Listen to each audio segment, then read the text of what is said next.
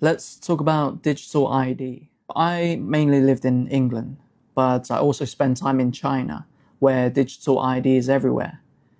And it's obvious to me that the English people, the British people, are being told a lie about what really digital ID is about. Right now, they're telling you it's to stop illegal migration, to stop illegals from working, and to be able to provide easier access to services. But these are all manufactured issues, and they're being used as excuses to convince you that digital ID is the solution.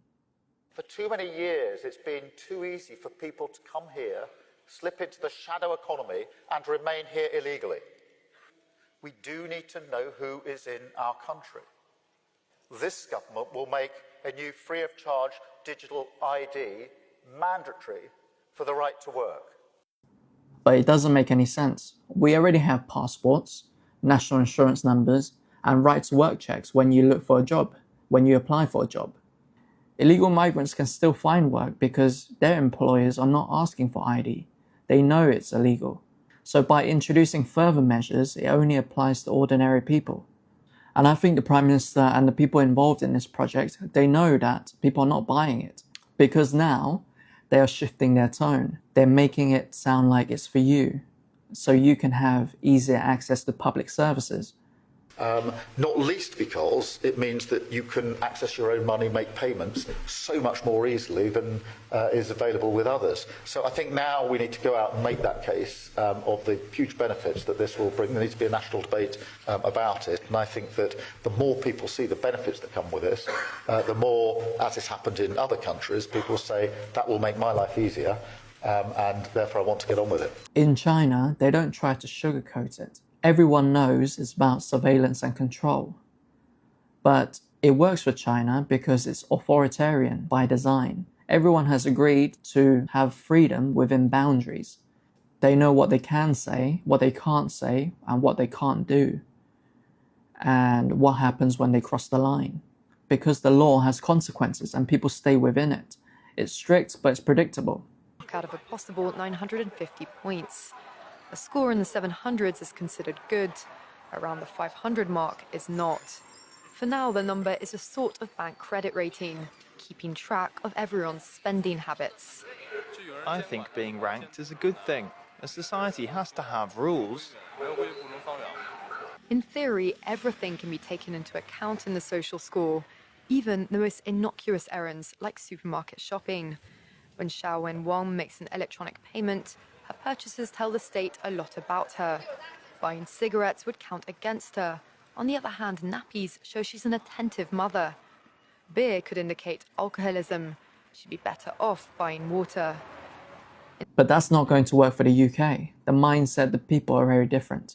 This is the birthplace of Magna Carta. We don't want big government. They're trying to sell you the idea of modernization and efficiency, but that's not the end goal. I think they're trying to create a centralized digital footprint for everybody, linking your money, your movement, and all your records. This way, they can find new ways to tax you more.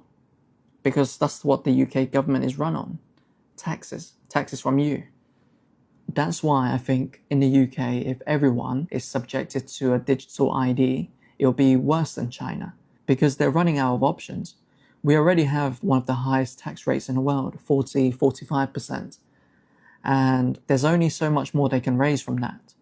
Eventually, once digital ID kicks in, it will make it easier for them to be able to tax your assets, a wealth tax.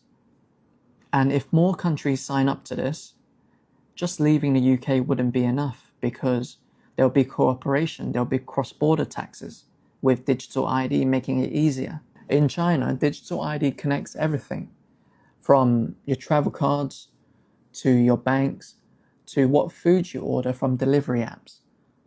If you break the law, break the rules, they can restrict access to your services and freeze your accounts, because everything is made digitally. 99% of China doesn't use cash anymore. Everything is digital on your phone, mobile payments, and it's all linked to a digital ID. Once digital ID comes in and everything is digitalized and centralized, they'll know how much you have and how much they can take from you. This is very worrying for the UK because this is supposed to be a democracy. But over the past year, 12,000 people have been arrested for offensive comments, and that's before digital ID comes into place. Once it's introduced, every comment, every post will be linked back to your digital ID. So my thoughts are, it's not going to work for the UK, and it's not in the best interest of its people.